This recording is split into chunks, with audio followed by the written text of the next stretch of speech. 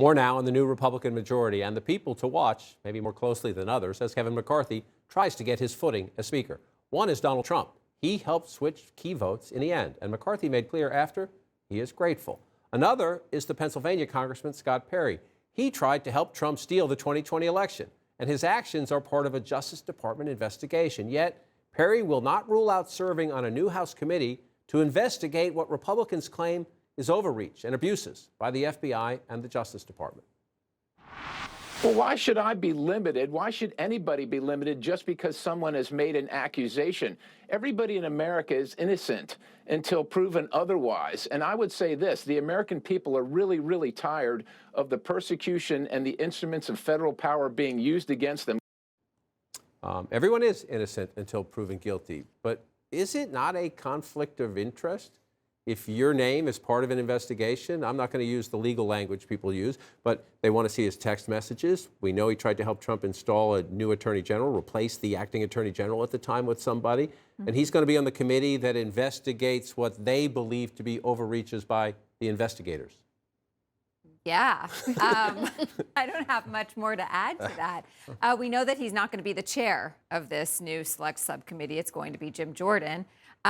So he won't lead it. But yeah, I don't know how House Republicans are going to deal with it, although they do have a totally different take on what is the weaponization of the federal government, and the things that they are going to be investigating, and January 6th is not one of them. And we should also point out that they have a really broad scope. That was one of the things that they were debating when they were trying to figure out some of these concessions. They got a huge budget.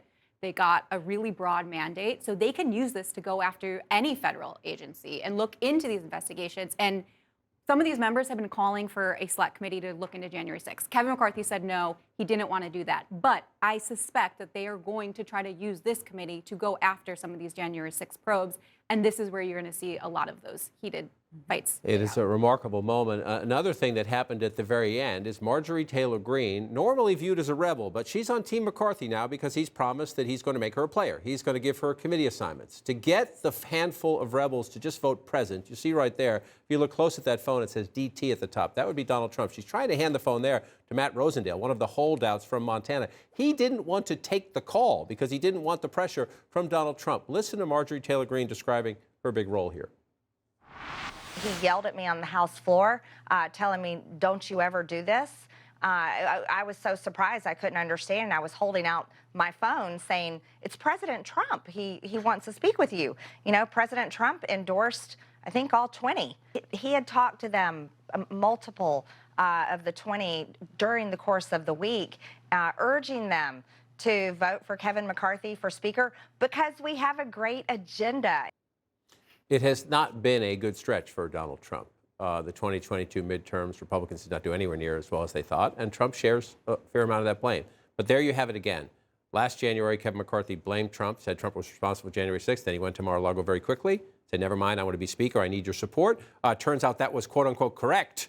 Strategically, it helped in the end, but Kevin McCarthy has yet again, at a time many Republicans are trying to shove Trump away, big hug. It's as if there's no other option.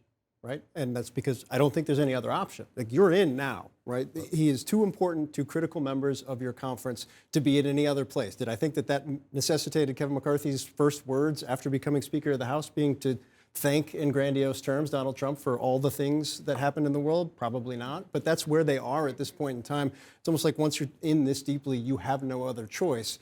To some degree, though, I'm a little skeptical of the idea that this dramatically turns around his standing, in the sense that these are his people. These 20, as Marjorie Taylor Greene said, they were all endorsed by him. They were all huge advocates for him. It still took him 14 votes to get everybody together. And as Marjorie Taylor Greene was saying, and Mel's reported throughout the course of the week, he was calling them. He was staying in touch with them. Did he help turn them in the end? I don't think there's any question about that. Is that as big a deal as I think some people are framing it as? No, I don't think it is. I think that's the thing. I mean, if you're Kevin McCarthy and you're saying that, oh, you know, Trump may have got him over the finish line, but he allowed him to be humiliated over and over again. Like, if he really had the power to turn it, why didn't you turn it after the second vote? Also, if I'm Kevin McCarthy, Trump didn't jump in until it was already clear that Kevin McCarthy was almost there. That's the other thing. Right. And so let's just look right now, and we should give these new Republicans the benefit of the doubt. Let's see whether they do essentially a performance review of the government or aggressive oversight that goes too far. The new committee chair, we know, James Comer will be the oversight. They're going to call it the Oversight and Accountability Committee, not Reform Committee. Jim Jordan, Judiciary, very well known. Mike McCall, Foreign Affairs, a mainstream conservative. Mike Rogers, Armed Services. Mike Turner, the Intelligence Committee. Most of them, Jordan is a wild card there. Most of them fit the definition of sort of mainstream conservative, let's see. But Comer said today, we're not just investigating Hunter Biden, we're investigating Joe Biden. Do they have the discipline to follow facts as opposed to follow politics? I was just chuckling because 2 of their names are Mike or 3 are Mike or Michael and 2 are James or Jim. So they all have almost the same names. But there's going to be a lot of pressure on these Republican chairmen to go where the base wants them to go, where the MAGA wing of the party wants them to go. Forgive me for interrupting, but that's dangerous because the base thinks Donald Trump won the last election, and he did not. Right. And so if you want to go, I mean, look, there's legitimate oversight of Hunter Biden. There's legitimate oversight of the border. There's legitimate oversight of government spending. Of course there is. The question is, can they stay in the lane of fact? Well, what's interesting to me is that some of these Republicans have said that they don't want another Benghazi-style committee during the last time Republicans were in control.